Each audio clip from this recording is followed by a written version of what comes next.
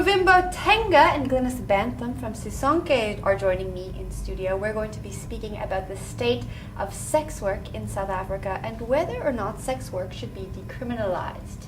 Hello, ladies. Hello, good afternoon. Good afternoon. Well, thank you both for joining me. And before we get into this discussion, which I think could spark quite a debate, people for and against the decriminalization of sex work, can you tell me about Sisonke and what you do there?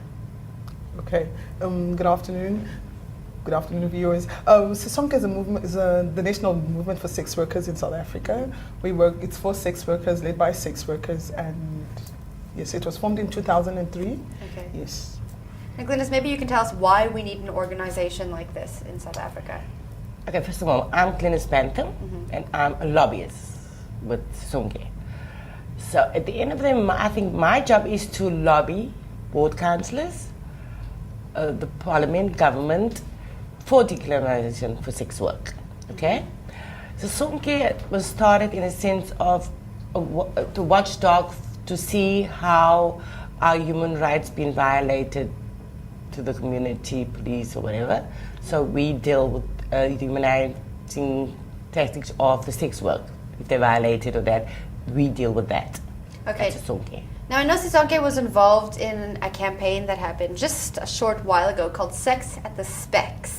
Can you tell us about that campaign? Okay, that was a very interesting campaign because we organized it within 24 hours. So we came together with the Center for Creative Activism that is based in New York and some civic society organizations based here in South Africa and some activists and sex workers. We all came together and we were participants in this workshop. About 24 people were involved in it, and then we had to organize a campaign within 24 hours. So we went through the whole theory process, and then we had to come up with one campaign, and then the one that came up was the Sizzler massacre that happened 12 years ago in Sea Point. Yes. So 7 male sex workers were murdered, brutally murdered, and then that caught a lot of attention at that time. The memorial was attended by the mayor, and it happened at the St. Anthony's Anglican Church. So it did cause, when people did not realize that it was not just a human rights violation, it was a homophobic attack, and the response was very good because they didn't say, oh, these were male sex workers that were murdered, but it was a human being was murdered. So that is the type of memory we're trying to remember, to say, no, these are human beings that were murdered, irregardless. These were sex workers, and they were brothers, they were fathers, they were family members and useful people in the community. And that was when we really had to remember and say, no, we have to pay them some respect for the work and the lives that were lost. But one of the members did survive, and then there was a documentary done on Special Assignment about him. Yes. I was watching it on YouTube today, and it had about 92,000 views, something like that. Yes. Wow. So it was just about the Sizzler massacre, but there is a whole trailer to it and the whole story. Now, during Sex at the Specs, there were sex workers at the Specs interacting with passerbys in Sea Point in Cape Town. Is that correct? Yes, on the promenade. What kind of reaction did you get from people? Wow. It was it was funny. We had a trail coming from the house, which we had a moment of silence there. There was a lot of interaction there. You know, it's a quiet road. It's kind of quite quiet, I think, after what happened there. So we moved along. And then when this thing was asked, the sex was put up, you'd be amazed how they sit there. They asked, you know, and she was actually boothing those. She was standing answering the questions to them.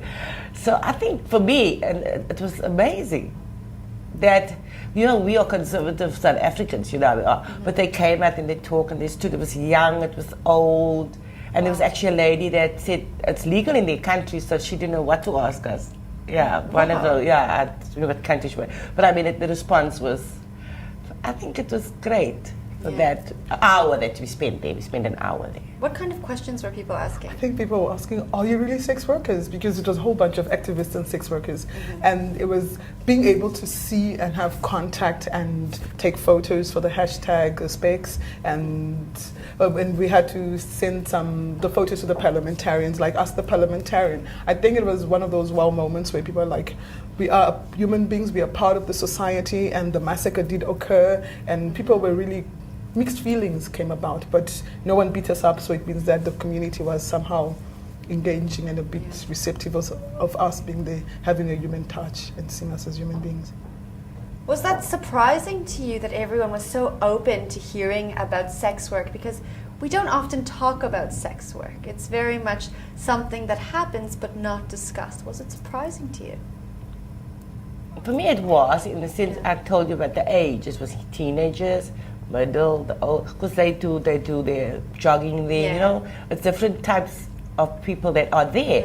And of each category stopped, actually. I have a chat with her, or ask a question. I don't know what they asked her. But, you know, I was standing looking, they stopped. Yeah. On their cycle ride or their running, they stopped. And I don't know what they asked, but they asked. That was the thing.